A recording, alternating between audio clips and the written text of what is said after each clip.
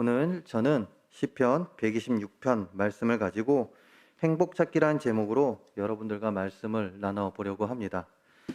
지난 새벽에 제가 우리 성도님들에게 이런 질문을 드린 적이 있습니다. 만약 누군가가 우리 성도님들에게 당신이 믿는 하나님은 어떠한 분이십니까? 라고 질문을 한다면 어떻게 대답하시겠느냐? 이런 질문을 한 적이 있는데요. 얼마 전 지인이 되는 목사님과 전화통화를 하던 중 목사님이 이런 이야기를 하시는 것이었습니다.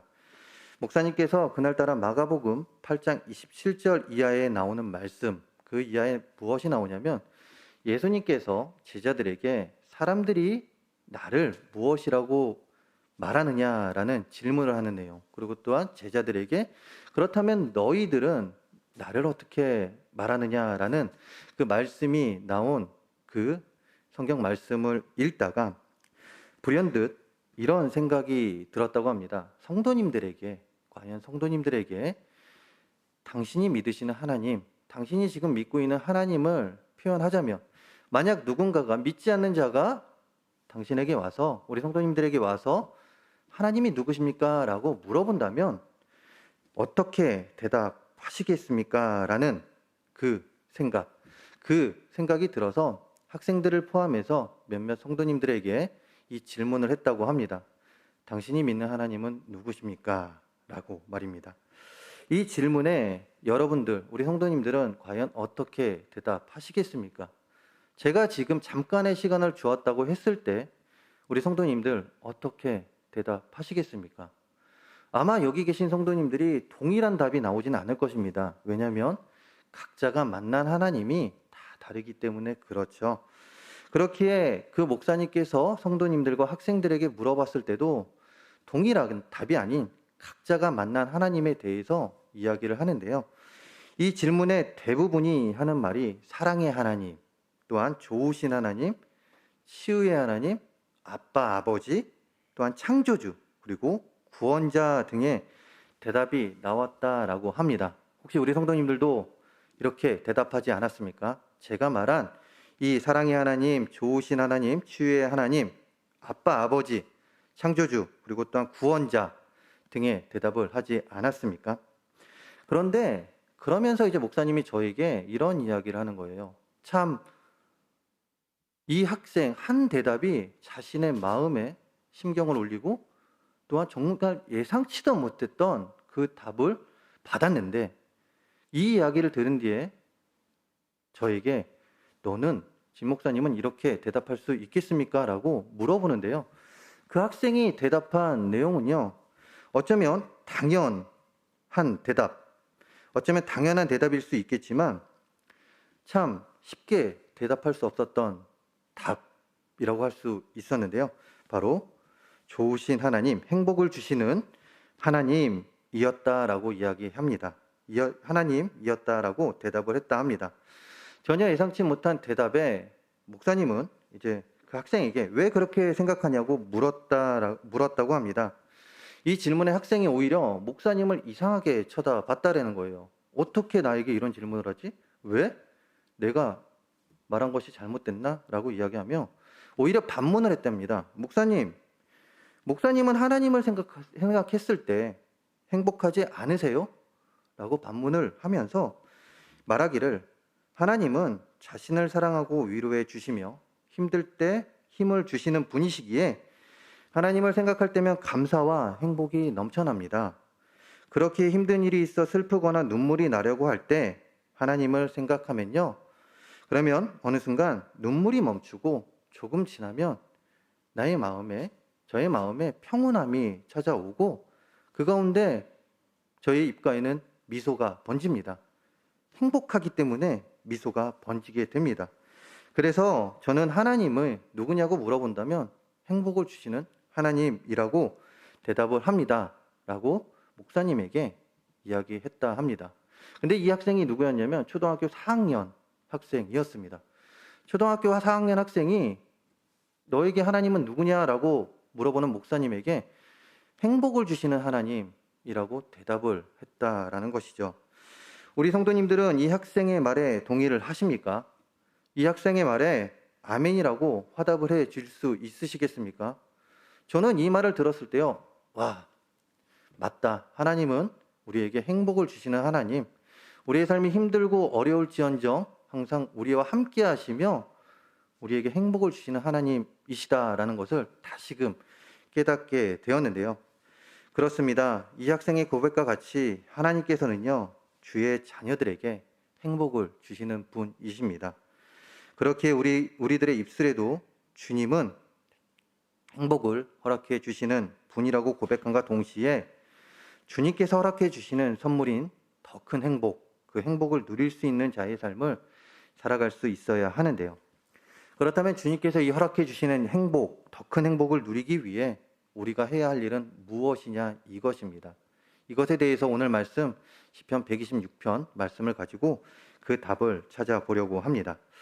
오늘 우리가 함께 읽은 시편 126편의 말씀은요, 바벨론에게 멸망을 당해 포로 생활을 하던 이스라엘이 70년 만에 이제 해방이 됨과 동시에 고향 땅으로 돌아오게 해주신 하나님의 은혜에 감사한 그 마음을 내용이 담긴 시입니다.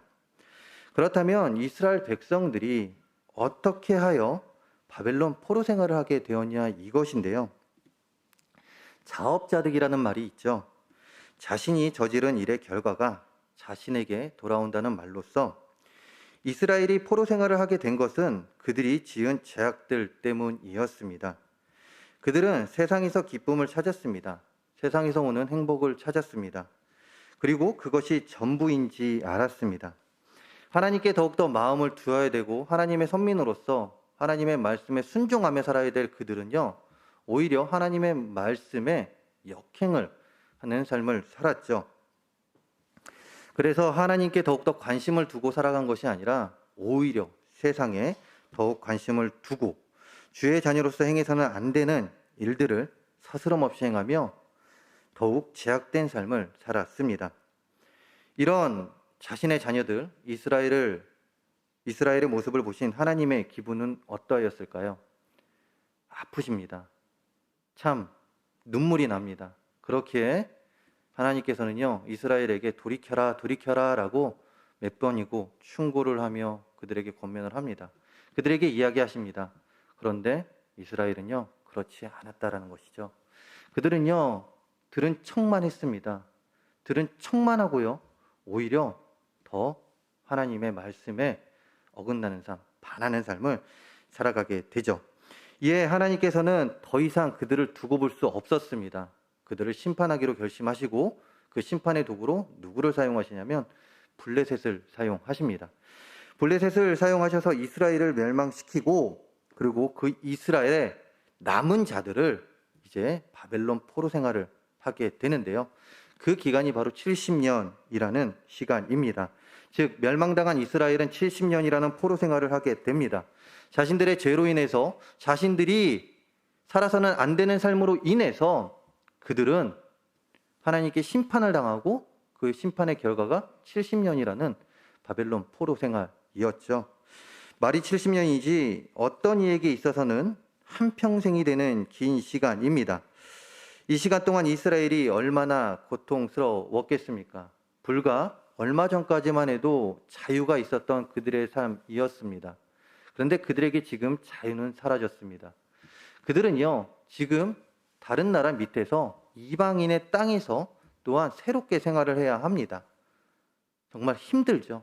그리고 또한 힘든 노동과 그리고 또한 여러 가지 손찌검 당하는 그 삶 가운데 자존감도 점점 떨어져 나아가는 그 삶을 살아갑니다.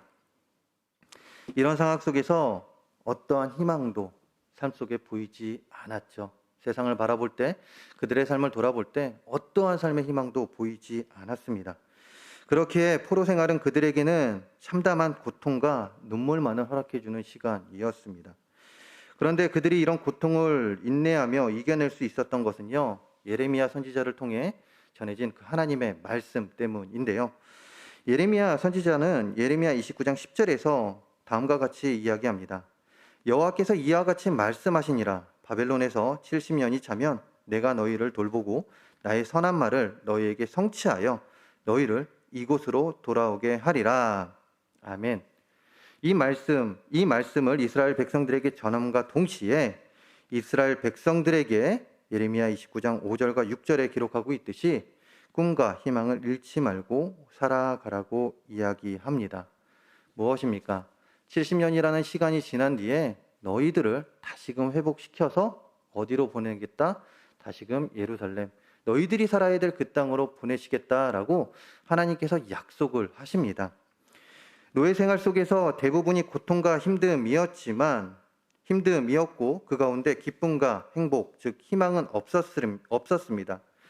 그런데 예레미야를 통해 전해지는 하나님의 말씀은 이스라엘 백성들에게는요, 메마른 땅에 단비가 흐르는 정말로 따뜻한 말이자 목마른 자에게 전해지는 생수와 같은 그런 역할을 하였습니다. 그렇기에 그들에게 이 말씀은요, 희망이 될 뿐만이 아니라 이 말씀을 통하여 더욱더 자신들을 향한 하나님의 은혜를 깨닫는 귀한 시간이 되었습니다.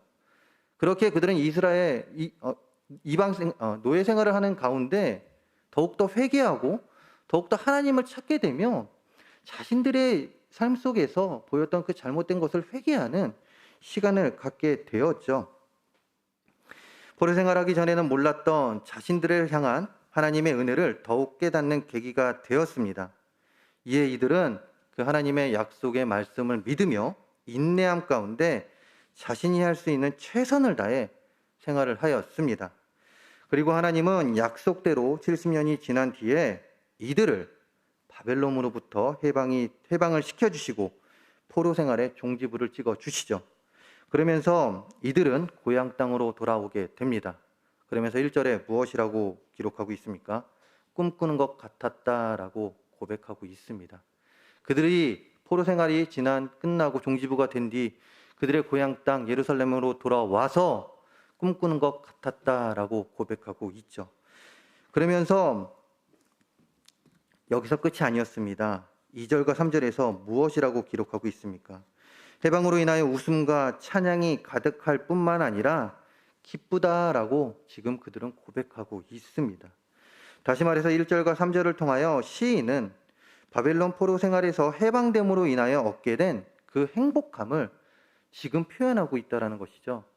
꿈꾸는 것 같도다. 정말 이루어지지 않을 것 같았던 일들이 지금 이루어졌고 그 일들이 이루어진 가운데 우리는 너무나도 지금 행복합니다. 그래서 기쁩니다. 그래서 하나님을 찬양함이 우리 입술에서 안 나올 수가 없습니다. 찬양할 수밖에 없습니다라고 지금 고백하고 있습니다. 여기서 우리는 하나님께서 주실 행복을 얻는 방법을 깨닫게 되는데요. 그것은 무엇입니까? 하나님의 언약의 말씀을 믿고 하나님을 바라보며 인내하는 자가 더 큰 행복을 얻게 된다라는 것입니다. 앞에서도 언급했듯이 노예 생활을 해야 하는 이스라엘은 고통의 연속이었지만 그들은 그 시간에 자신들의 잘못을 깨우치고 마음을 돌려 하나님을 더욱 바라보며 그 가운데 하나님의 약속을 믿고 인내하며 약속이 성취되기를 기다렸습니다.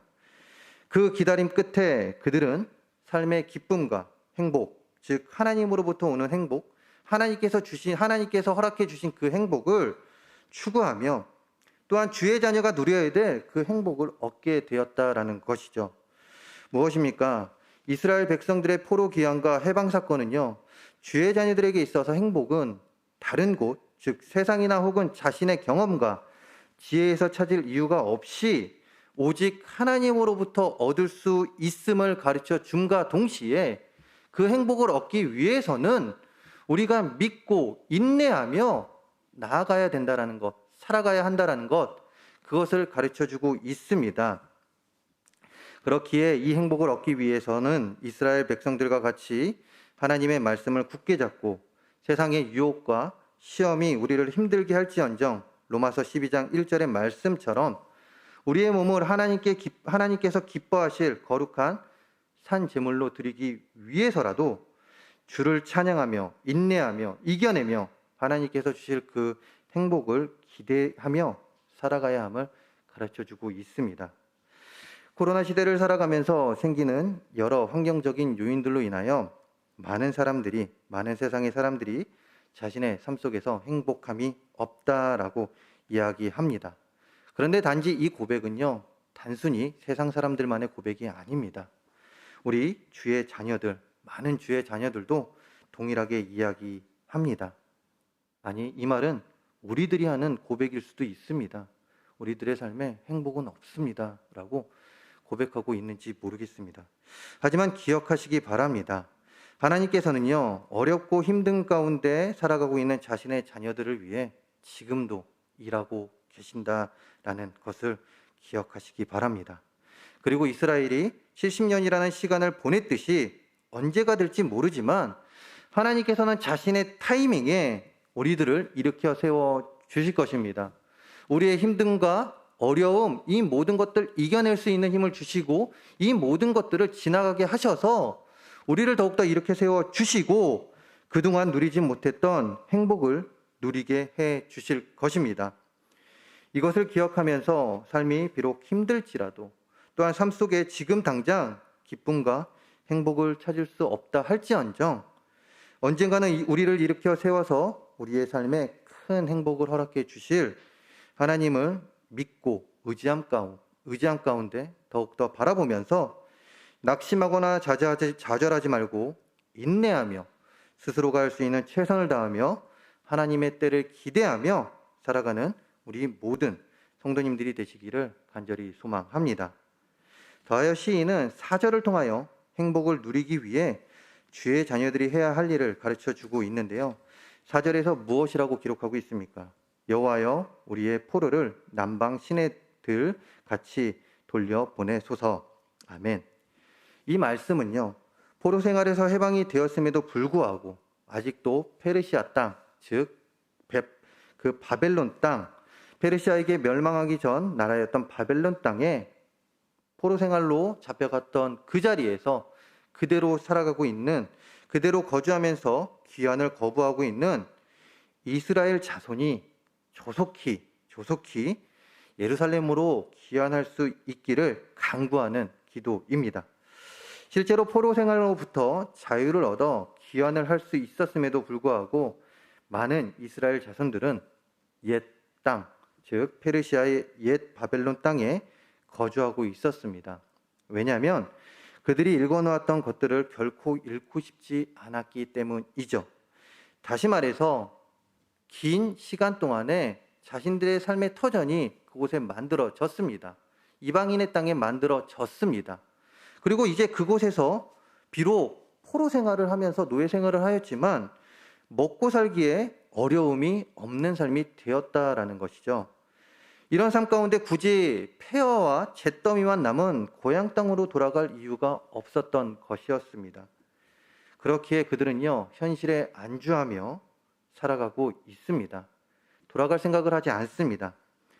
이들도 분명 선지자를 통해 하나님의 약속의 말씀을 들었을 뿐만 아니라 다른 이들과 동일하게 희망을 가지고 회복에 대한 꿈을 가지고 살았습니다. 하지만 시간이 지나면서 회복에 대한 꿈으로 가득 찼던 그들의 마음은 식어졌고 결국에는 상황이 변했음에도 불구하고 식어져 버린 마음으로 인하여 현실에 안주하며 그곳에서 주저앉아 버리고 말았습니다. 그렇게 예루살렘에 도착한 자들이 이런 그들의 모습에 안타까움을 느끼고 하나님께 호소합니다. 그들을 다시금 하나님께서 예배해 주신 그 땅으로 돌아오게 하여 주시옵소서. 그리하여 그 이방 땅에서 살고 있는 그들이 다시금 돌아와 하나님의 품 안에서 하나님께서 약속하신 그 땅에서 우리가 누리는 이 기쁨과 행복을 누릴 수 있는 자들이 되게 해달라라고 지금 호소하고 있습니다. 그들이 돌아와 하나님의 품 안에서 다시금 살아갈 수 있게 해달라고 지금 호소하고 있습니다.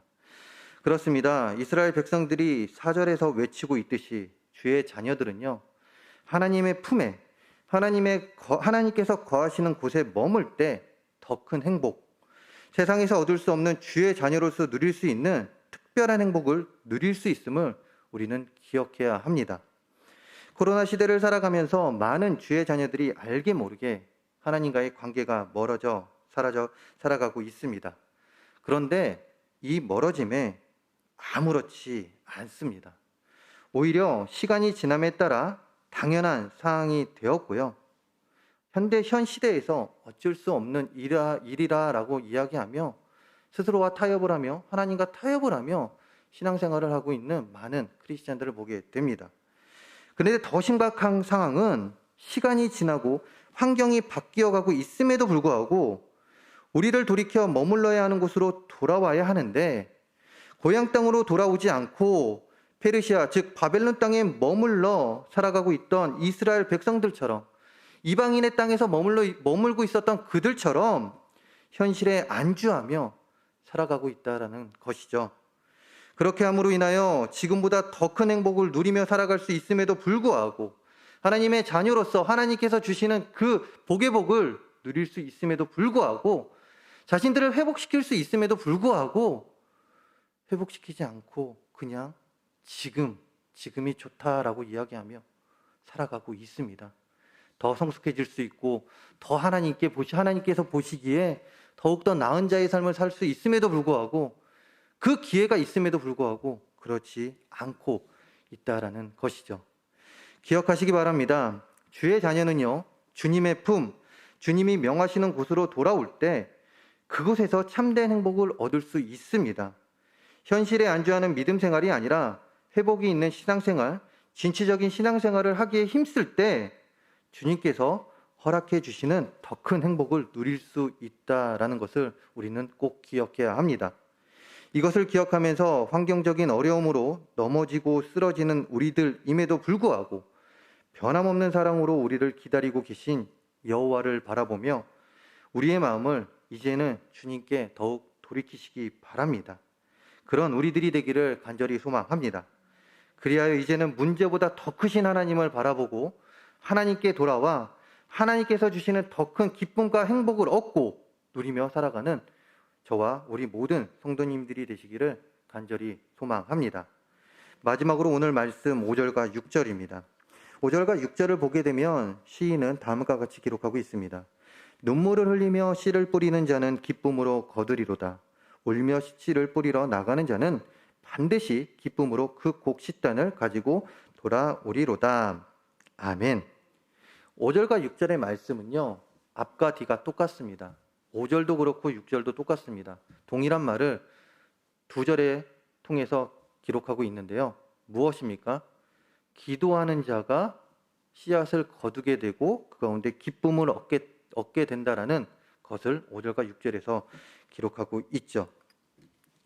앞에서도 이야기했듯이 언급했듯이 포로 생활 속에서 많은 이스라엘인들은 자신들의 잘못을 깨닫게 됩니다. 그리고 5절에서 6절에서 기록하고 있듯이 눈물을 흘리며 기도합니다.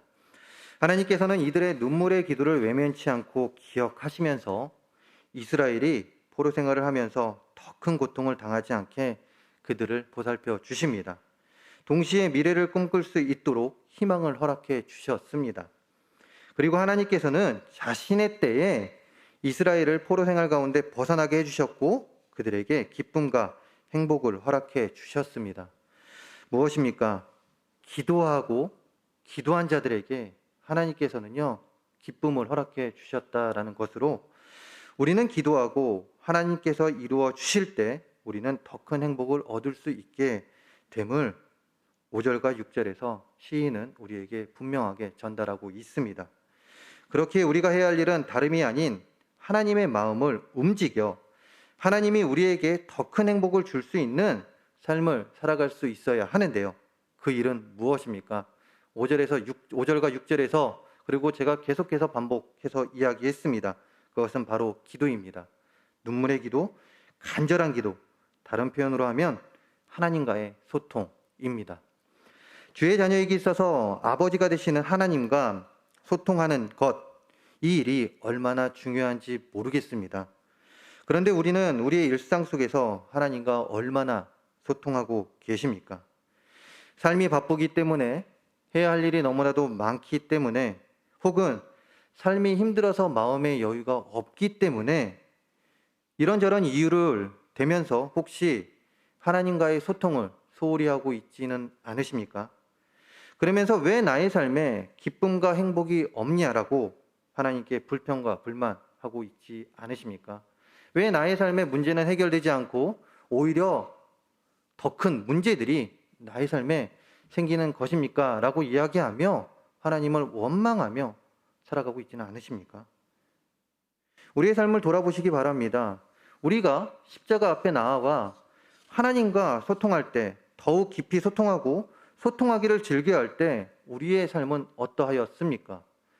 작은 일에도 행복한 기분을 얻을 수 있었습니다. 힘들고 어려운 일이 있었음에도 불구하고 하나님께서 해결해 주실 것이라는 그 기대감이 우리 안에 항상 존재했습니다. 그 기대감은요, 우리를 행복한 자, 매 삶 가운데 기쁨을 누리며 살아갈 수 있는 자로 만들어 주었습니다. 그리고 결국에는 그 소통할 때 우리의 모든 일이 해결됨을 우리는 분명히 경험했습니다. 그 가운데 우리는 하나님께 어떻게 했습니까? 하나님 감사합니다. 더욱더 하나님과 교제하는 자가 되겠습니다. 이 하나님의 은혜에 감사하며 더욱더 하나님을 바라보겠다라고 고백한 우리들입니다. 그렇지 않습니까? 하지만 반대로 소통함이 적어질 때는 어떠했습니까? 앞에서 언급했듯이 걱정과 근심으로부터 자유할 날이 많지 않았습니다. 그렇지 않습니까? 하나님과 교제함 가운데, 기도함 가운데 나의 걱정과 근심을 드릴 때는 나의 삶이 평안하고 그 가운데 행복이 있었지만 하나님과 교제하지 않을 때는 항상 걱정과 근심이 우리 삶을 지배하고요. 그 가운데 우리의 삶은요, 점점 어려웠습니다. 우리들의 삶이었습니다. 그 가운데 우리는 분명히 깨달았습니다. 하나님과 더욱더 소통해야 된다는 것을 분명히 깨달았습니다. 그렇습니다. 소통입니다. 하나님과 불통이 아닌 친밀한 소통을 할 때 하나님께서는 우리들의 사정을 아시고 그 가운데 하나님의 은혜로 우리의 힘듦을 덮어주시고 그 덮어주신 가운데 광야 같은 세상에서 살아가며 삶의 희망과 새 힘을 가지고 살아가게 해 주십니다. 이것을 기억하면서 세상과 소통하기보다 하나님과 소통함에 더욱 힘쓰는 우리 성도님들이 되시길 바라며 이런 우리들에게 하나님께서 주시는 평강과 평안이 넘쳐나 어려움 속에서 빛으로 다가오시는 그 하나님으로 인하여 행복한 삶을 살아감에 부족함이 없는 우리 성도님들의 삶이 되기를 간절히 소망합니다. 더욱더 소통하는 우리들이 됩시다. 세상이 아닌 하나님과 더욱더 소통할 수 있는 우리들의 삶이 되어야 합니다. 현 시대의 환경적인 여러